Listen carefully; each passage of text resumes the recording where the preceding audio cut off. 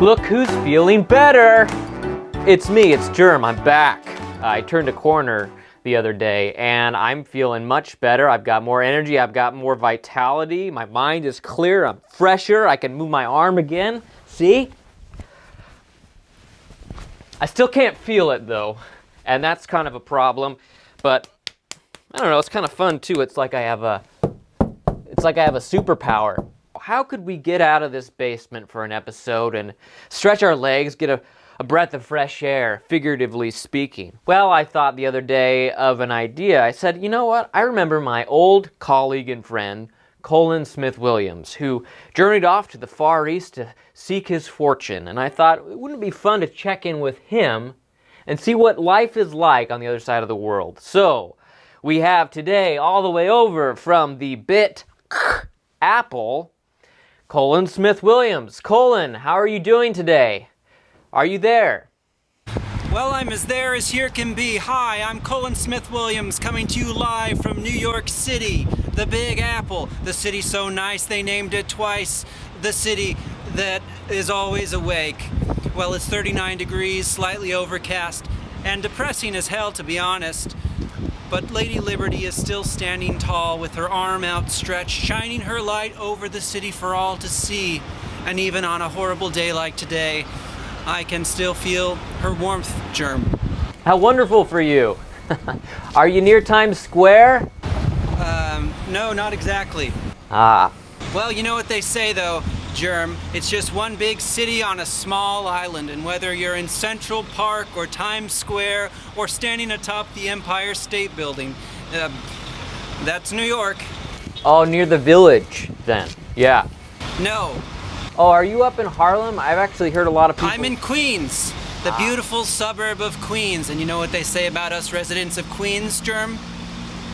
We're New York royalty.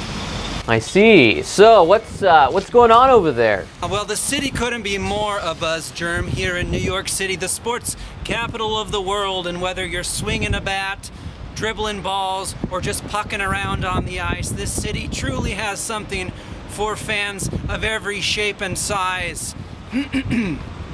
But in other news, the stock market continues to be as confusing as ever. Now, I won't pretend to know much about that, as I myself was never much of an investor.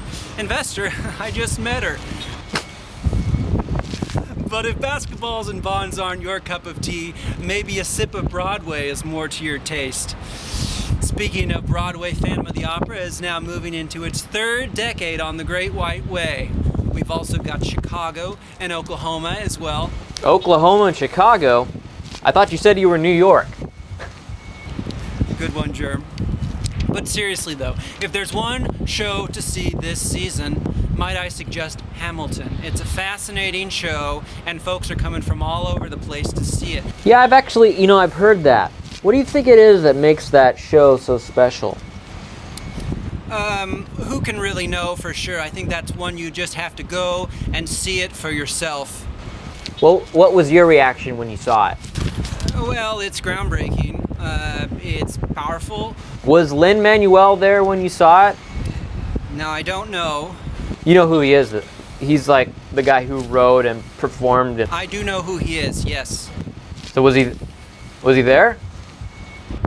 I can't say. But you did see it. Germ, I have not seen it.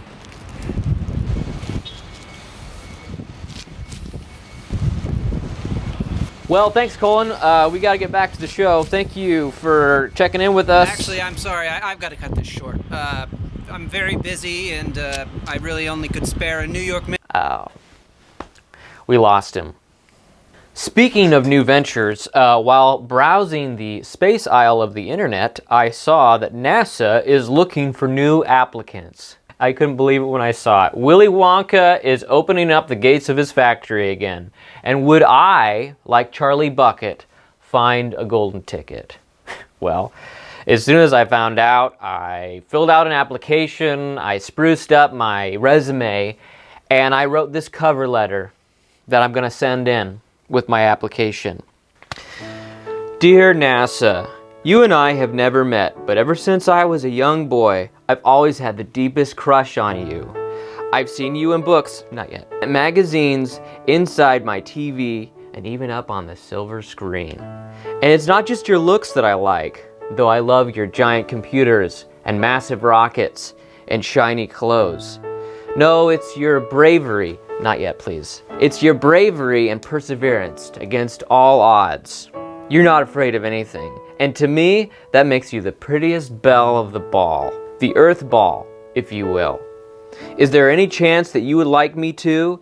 Maybe I'm too short for you, though in my defense, it's not my fault. I took Accutane when I was younger, and it may have stunted my growth. Not yet, please. Regardless, I hope you like my letter, and I've included a picture that you can cut out and put in your diary. And even if you're not interested in a long-term relationship, maybe I could have one slow dance. Oh, sweet NASA, make my dreams come true. I love you to the moon and back. Your not-so-secret admirer, Germ. Fan's gonna take this and mail it priority. Thank you, Fan. There he goes. You're coming down the ladder now? Okay. At the foot of the ladder, the lamp footbeds are only depressed in the Godspeed, Fan. 1 or 2 inches, almost like a powder. Armstrong is on the moon. Neil Armstrong, 38-year-old American, standing on the surface of the moon on this July 20th, 1969. All right, One small step for man, you can go now. one giant leap for mankind. Go ahead. All All right, Jared, cut the music. Please go. Now, I know what you're saying. Germ, what about the show? Would you abandon us for NASA? Guys, could you blame me? Don't you worry, maybe I'll even get to do the Germ Show in space one day. We'll see, we'll see. I don't want to get ahead of myself. But we'll see you next week, and maybe we'll hear back from him. I don't know. See you guys.